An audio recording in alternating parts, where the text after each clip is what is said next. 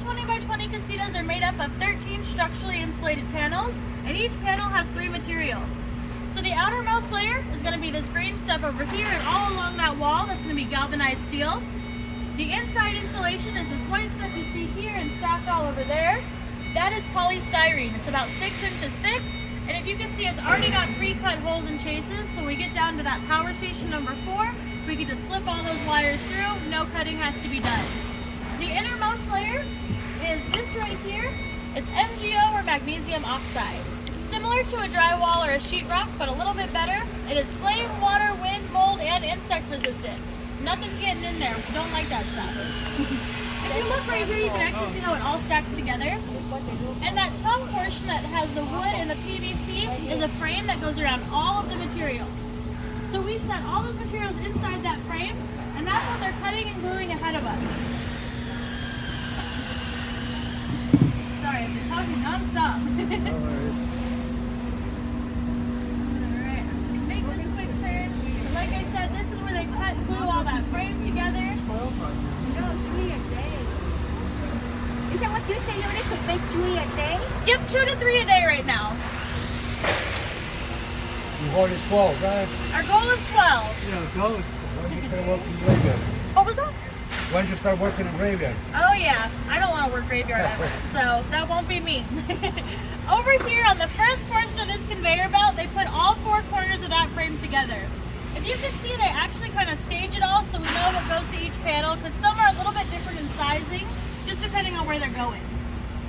So they shift it all down the line to these crazy looking robot arms. These are actually a vacuum lift system. So they'll lift each material, but we guide it to place it into that framework. Eventually though, these will be fully automated, and they'll know exactly where to place each material. So they'll just move it straight into it and keep going. So right now we do 1 layer of material, then that gray machine with the black and yellow tape, or the white one behind it, just different lines to do the same thing.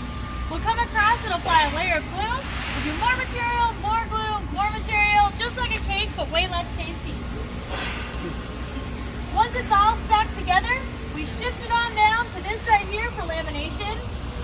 This works similar to a vacuum sealed bag, but it applies 72 tons of pressure. And that's going to make sure that all that glue is spread even and there's no air bubbles. Once it's done being squeezed together, we pull that panel out of that machine and we place it onto this tilt table with these pegs standing upright. If it's a floor or a roof panel, there's actually a steel beam that runs through the center of it. So we would connect it while on that table, and then we'd stand it upright and plop those onto those easels over there. I don't have any coming out right now, so you can't really see it too well, but they go just like that. Those steel beams that run through the floor and roof panels, I don't have a sample over here, but there is a whole rack farther down I'll show you. Yo, I'm doing this tour right now. I'm gonna call you so I leave.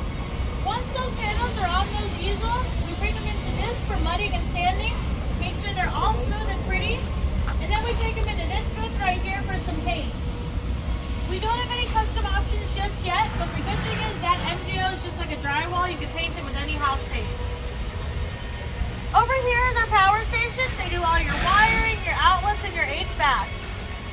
If you can see, this guy right here is actually about to install a mini split system, but I'll show you what they look like on the next casita because it'll be already installed for us. But these mini split systems, if you look above this window cutout, yep, that does all your heating and cooling. So that does all your heating and cooling and is super energy efficient. That plus the LED lights that we install keep your bills around $28 a month. That's like a service fee for existing. So That's very like in low. Las Vegas? Yes. Weather? Yep, so far that's how it's been looking. The one outside, I will give you a heads up, there's a lot more glass than normal. So that loses a lot of insulation. But with the polystyrene, it keeps all that cool in for you. So past that, we do all of our countertops, cabinets, doors, windows, all that final assembly gets done over here.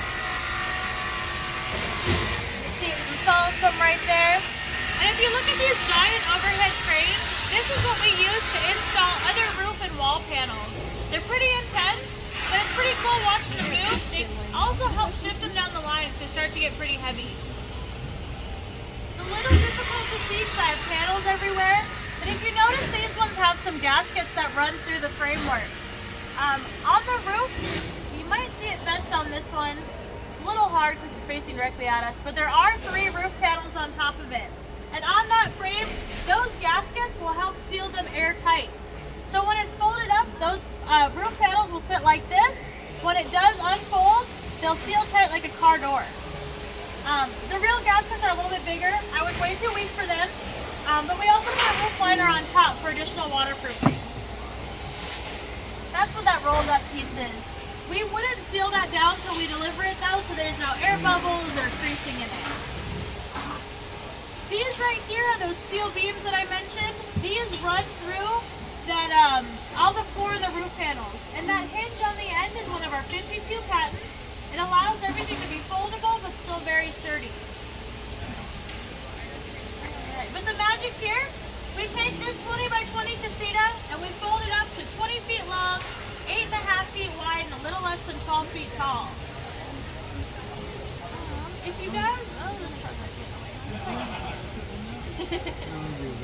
It has no power steering, so I'm getting very strong driving this all the time. If you guys, yeah, I don't have to go to the gym here. So if you look outside, these are what they look like when they ship. Those can fit on a low boy flatbed trailer. We keep those shipping costs low with no oversized permitting.